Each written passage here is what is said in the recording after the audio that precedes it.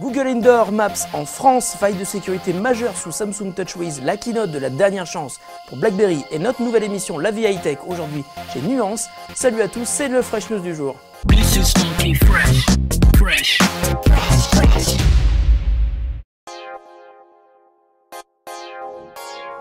Il y a quelques mois, Google introduisait Indoor Maps, une nouvelle fonctionnalité de cartographie à l'intérieur des bâtiments. En utilisant à la fois le GPS, le Wi-Fi et la triangulation 3G, Google adaptait ainsi Maps pour se repérer dans des endroits vastes mais fermés comme des musées ou des centres commerciaux. Depuis hier, Google Indoor Maps est disponible en France. Depuis une appli dispo pour l'instant sous Android, on peut utiliser Google Maps pour se repérer dans 25 centres commerciaux majeurs en France et dans 10 magasins Carrefour. Avec des surfaces qui avoisinent souvent les 20 000 m², on se dit que cette appli va être utile à certains. Google est d'ailleurs en train de tester cette techno avec d'autres magasins comme Leclerc ou la Fnac et indique que le système est ouvert à tous les commerçants qui peuvent importer leur carte dans Google Maps. Si vous possédez un smartphone Samsung équipé de la surcouche TouchWiz, attention, votre appareil est en danger. Le constructeur vient en effet de révéler une faille majeure dans l'interface qui est ajoutée à tous ses appareils Android et qui lui permet d'inclure ses propres applis au-dessous de la couche Android. C'est le cas de S-Beam ou S-Voice. La faille découverte est un code qui permet de faire un reset usine et d'effacer ainsi l'intégralité de vos données sur le téléphone, mais le vrai danger est que celui-ci ne requiert aucune validation de sécurité et qu'une fois le code entré, le formatage de votre téléphone commence sans qu'il ne soit possible de l'arrêter.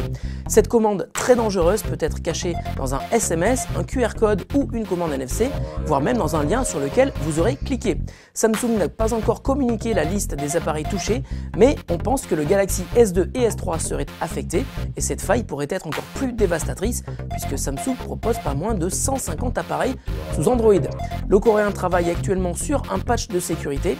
Reste à savoir comment seront mis à jour les vieux smartphones qui ne peuvent pas être mis à jour automatiquement comme les derniers modèles de la marque.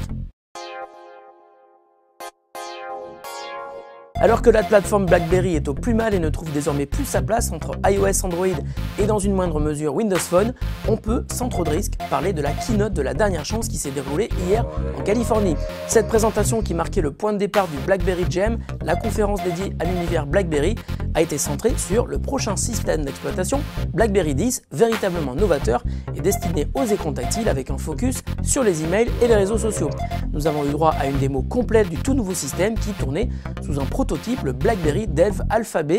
RIM joue son avenir entier sur BlackBerry 10 et compte sur le soutien des développeurs. Le constructeur leur a même dédié une chanson dont le clip a été diffusé pendant la keynote. Nous lançons cette semaine une nouvelle rubrique sur le site de Fresh News. C'est une série de reportages où chaque semaine nous vous inviterons à découvrir une marque, un produit ou un événement high-tech. Ça s'appelle La Vie High-Tech et ce premier numéro est présenté par Jonathan qui nous fait découvrir la marque Nuance, éditeur d'un logiciel que vous connaissez sans aucun doute, Dragon. Je vous invite à découvrir le premier numéro de La Vie High-Tech sur freshnews.fr, rubrique La Vie High-Tech.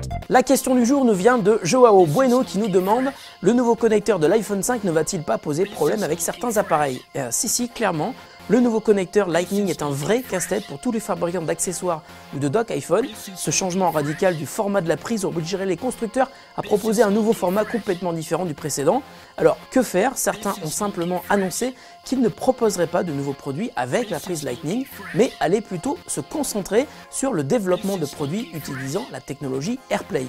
Inconvénient, cela ne permettra pas de recharger son iPhone tout en écoutant de la musique sur le dock.